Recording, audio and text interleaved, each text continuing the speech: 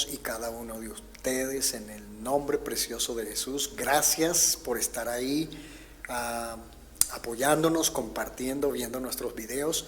No olvides suscribirte, comentar, sugerir y por supuesto el recomendarnos, compartir estos videos con otras personas. Queremos llegar a la mayor cantidad de hermanos y amigos posibles con estas enseñanzas. Esperamos estén siendo de bendición para sus vidas como lo ha sido para las nuestras. En esta ocasión vamos a estudiar otro tema y vamos a estudiarlo con una pregunta. ¿Por qué Jesús se bautizó? Bueno, el bautismo de Jesús ha sido usado por enemigos del bautismo para argumentar que no es necesario ser bautizado. Ellos dicen, bueno, Jesús no tenía pecado y el bautismo, según dice la Biblia, es para perdón de pecados. Ellos dicen, Jesús no necesitaba salvación y deducen, ¿no?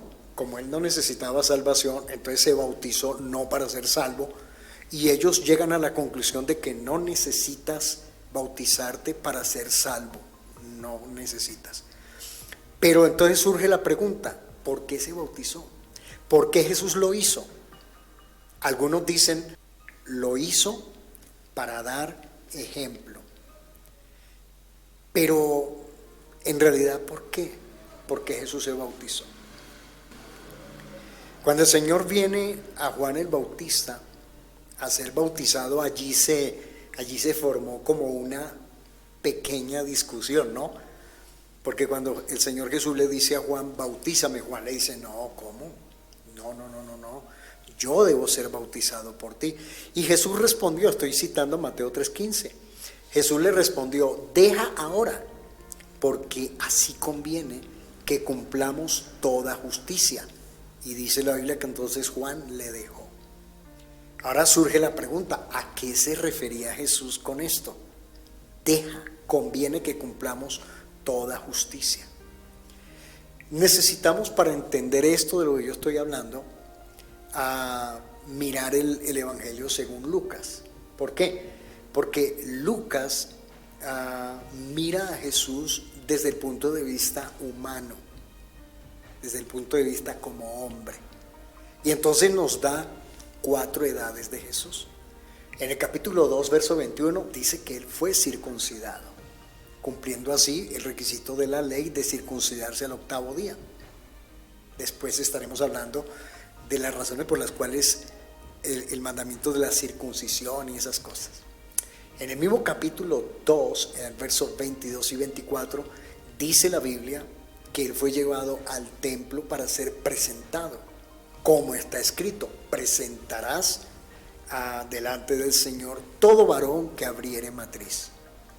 Luego en el capítulo mismo 2, pero versos 42, ya se nos presenta a Jesús de 12 años.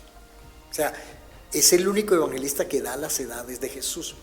Ya en el capítulo 3, en el verso 23, Lucas dice, Jesús mismo al comenzar su ministerio era como de 30 años.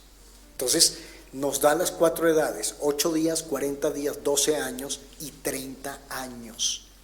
¿Por qué nos da la edad de los 30 años? Eso es, solo quería ocupar unas líneas, dar una información, o eso tenía un propósito. Definitivamente nosotros creemos que en la Biblia nada está por estar. Todo tiene un propósito, todo tiene una razón de ser. Esto que Lucas menciona está directamente relacionado en el Antiguo Testamento, en el libro de Números, capítulo 4, versos 1 al 3. Mira lo que dice. Habló Jehová a Moisés y a Aarón diciendo, toma la cuenta de los hijos de Coat, de entre los hijos de Leví, por sus familias, según las casas de sus padres. Acuérdense que de la familia de Leví es que venían los sacerdotes y los que servían en el templo.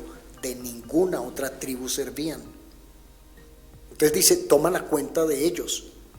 Y les dice en el verso 3, de edad de 30 años arriba hasta 50 años, todos los que entran en compañía para servir en el tabernáculo de reunión.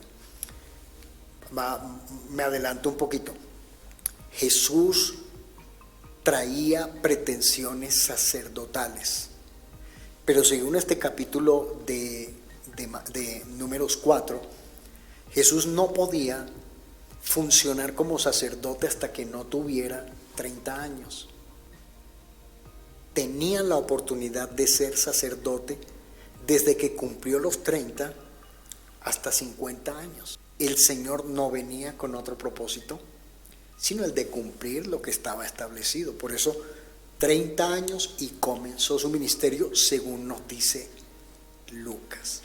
Ahora, para entender esto que está pasando aquí, necesitamos ir al capítulo 29 de Éxodo. Ya sabemos, Jesús tiene 30 años, ya sabemos que los sacerdotes tenían que tener mínimo 30 años para empezar a ejercer su ministerio.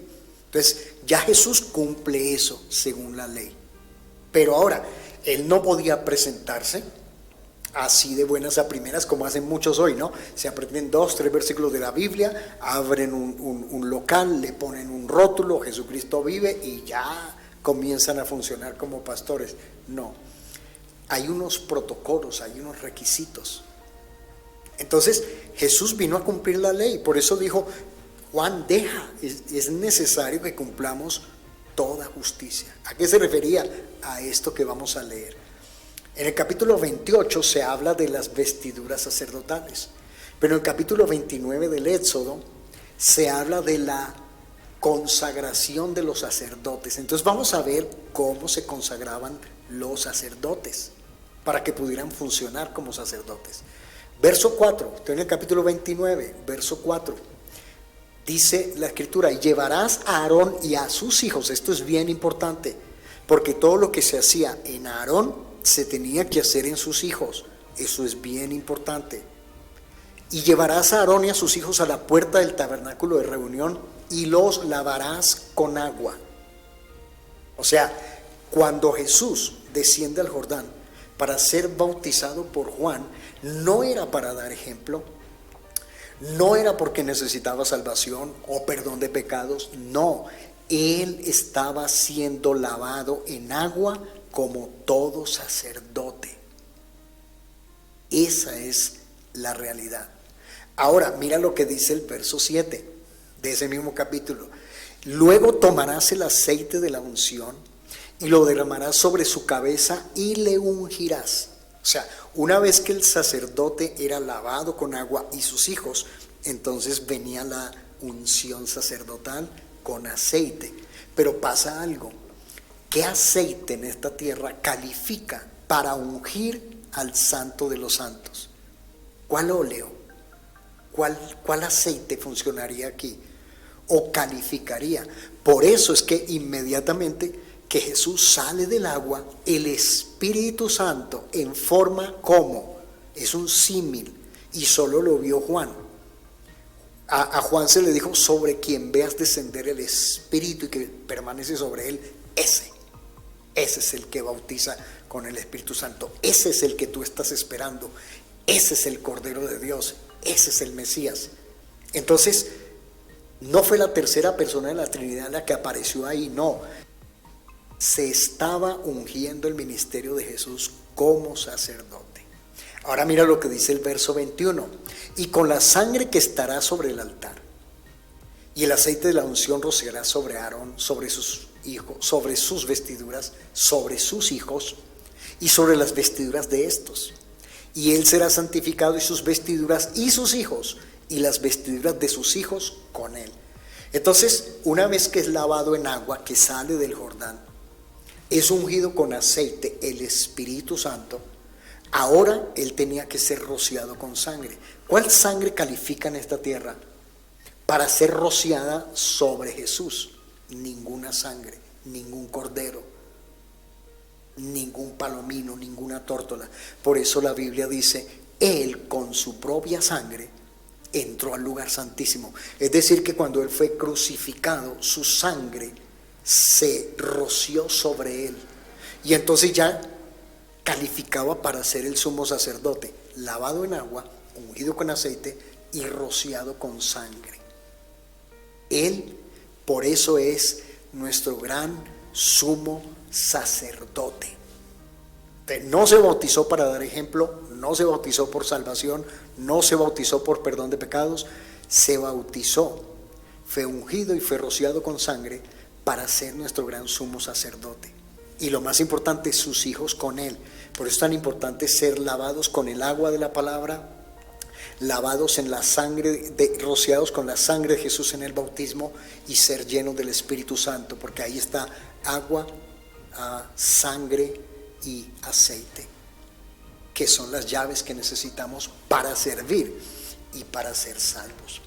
Mis hermanos, dejamos esta enseñanza hasta aquí. Esperamos que sea de una tremenda bendición para sus vidas. No olviden suscribirse, compartirnos, comentar, sugerirnos, hermanos, y hasta la próxima en el nombre precioso de Jesús.